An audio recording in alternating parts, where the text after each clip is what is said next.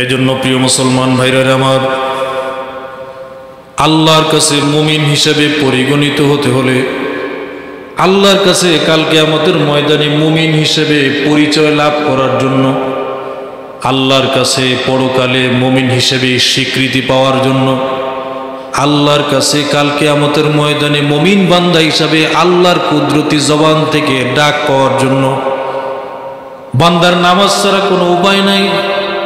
যেই মুমিন 5 ওয়াক্ত নামাজ জামাতের সাথে আদায় করে নামাজ পড়ে, আল্লাহর এই কুদরতি কপাল দিয়া, আল্লাহর বানানো কপাল দিয়া আল্লাহর কুদরতি পায়ে সেজদা করে নামাজ আদায় করে আল্লাহ পাক রব্বুল আলামিন বলেছেন সেই হলো একজন খাঁটি মুমিন। সুবহানাল্লাহ। কারণ একজন মুসলমান যখন কালিমা লা ইলাহা ইল্লাল্লাহ মুহাম্মাদুর রাসূলুল্লাহ কালিমা পাঠ করল, কালিমা পাঠ করে মুসলমান হয়ে গেল। মুসলমান হওয়ার জন্য তো কালিমা তাইয়্যিবা শর্ত।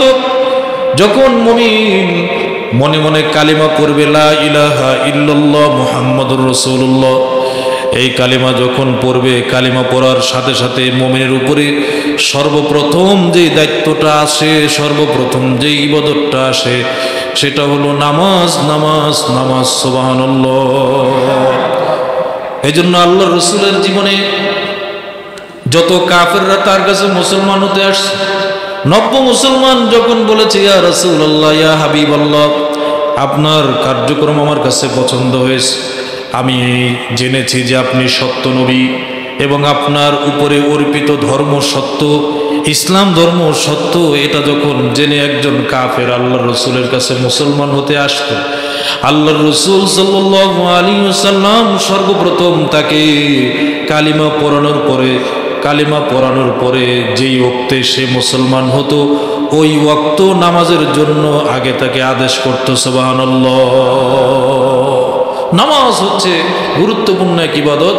নামাজ ছাড়া মুমিন বান্দার মুমিন হিসেবে স্বীকৃতি লাভ করার কোনো উপায় নেই। একজন মুমিন সব করে, রোজা রাখে, হজ করে, যাকাত দেয়, হ্যাঁ, ভালো কাজ করে, সত্য কথা বলে, হালাল হারাম বেঁচে চলে, পোশাক আশাক ভালো, কিন্তু লোকটা নামাজ পড়ে না। এরকম লোক আছে না সমাজে? আছে না? দান দক্ষিণের ক্ষেত্রে খুব তৎপর, কিন্তু 5 ওয়াক্ত নামাজ পড়ে না। তাইলে তাকে মুমিন হিসেবে স্বীকৃতি দেওয়া যায় না। কারণ মুমিন হিসেবে স্বীকৃতি লাভের প্রধান মাধ্যম হচ্ছে নামাজ। সে মুমিনটা গরিব হোক, দুনিয়াতে তার কোনো দাম, প্রসিদ্ধি, তার কোনো মূল্য না থাকুক, কিন্তু 5 ওয়াক্ত নামাজ জামাতের সাথে আদায় করে, আল্লাহ রসুল বলেছেন সে হচ্ছে খাঁটি মুমিন, খাঁটি মুমিন। সুবহানাল্লাহ। প্রিয় মুসলমান ভাইরা আমার, নামাজ এমন একটা ইবাদত, যেই ইবাদতের মাধ্যমে আল্লাহ পাক রব্বুল আলামিন বলেন নামাজ হচ্ছে ইন্নাস সালাতা তানহা আনিল ফাহশাই ওয়াল মুনকার। নামাজ শুধু একটা ইবাদতই নয়, ইবাদত করলে তো নেকি হয়। যত ইবাদত আছে সমস্ত ইবাদত করলে শুধু নেকি হয়, আর নামাজ এমন একটা ইবাদত, এটা তো পড়লে নেকি হয়, পাশাপাশি নামাজ মানুষকে সমস্ত অন্যায় কাজ থেকে দেয়ালের মতো বিরত রাখে। সুবহানাল্লাহ। দেয়ালের মতো ফিরিয়ে রাখে নামাজ। যে বান্দার নামাজ যত সুন্দর, যেই বান্দারের নামাজ যত সুন্দর, যেই বান্দারের নামাজ যত ধীরস্থির, যেই বান্দারের নামাজ যত সুন্নতওয়ালা, যেই বান্দারের নামাজ যত রসুলের আদর্শ মোতাবেক হয়, তার নামাজ তাকে সমগ্র রকমের অন্যায় কাজ থেকে ফিরাবে। কারণ আল্লাহ পাক রব্বুল আলামিন বলেন ইন্নাস সালাত, নিশ্চয় নামাজ, তানহা বিরত রাখে, আনিল ফাহশা সমস্ত রকমের অশ্লীল কাজ থেকে, ওয়াল মুনকার এবং নিষিদ্ধ কাজ থেকে, ওয়ালা যিকরুল্লাহি আকবার। আর নামাজ হচ্ছে আল্লাহর জিকিরের মধ্যে সবচেয়ে বড় স্মরণ। সুবহানাল্লাহ।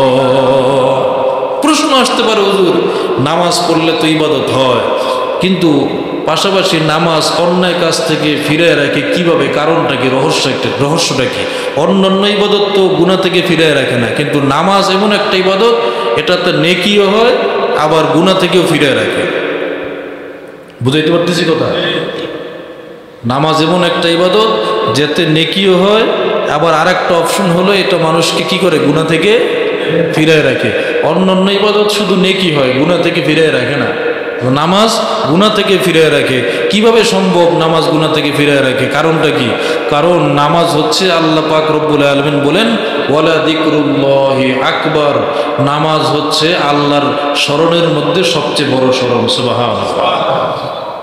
প্রিয় মুসলমান ভাইরা আমার, যে ইবাদতের মধ্যে আল্লাহর স্মরণ যত বেশি হবে, যে ইবাদতের মধ্যে আল্লাহর স্মরণ যত বেশি হবে, আল্লাহর নাম গুণকীর্তন যত বেশি হবে, সেই ইবাদত তত বেশি মানুষকে গুনাহ থেকে ফিরায় রাখবে।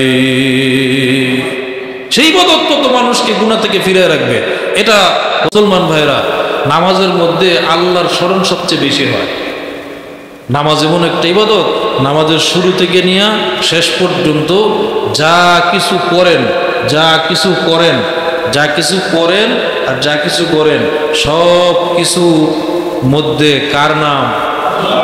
কার নাম? আওয়াজ হয় না, কার নাম? আল্লাহর নাম। প্রিয় মুসলমান ভাইরা আমার, একজন মুমিন যখন, মুসল্লি যখন প্রথমে মসজিদে আসে, সর্বপ্রথম মসজিদের মধ্যে ঢোকার সময় পড়ে আল্লাহুম্মা ইফতাহলি আবওয়াবা রাহমাতিক। ঠিক না বেঠিক? আল্লাহুম্মা ইফতাহলি আবওয়াবা রাহমাতিক। মুসল্লি ডান পা দিয়া মসজিদে ঢোকার সাথে সাথে আল্লাহর শরণাপন্ন হয়ে যায়, আল্লাহর দিকে মুতাওয়াজ্জিহ হয়। আল্লাহকে বলে আল্লাহুম্মা ইফতাহলি, হে আমার প্রতিপালক, হে আমার মালিক, হে আমার আল্লাহ, ইফতাহলি, আমার জন্য সমস্ত রহমতের দরজাগুলো আপনি খুলে দেন। সুবহানাল্লাহ। সমস্ত রহমতের দরজাগুলো ওপেন করেন। আপনি যখন মসজিদে প্রবেশ করেন তখন এই দোয়া পড়েন কিনা? কথা কয় না, পড়েন কিনা? অনেকে পড়েই না, এই জন্য কথা বলেন।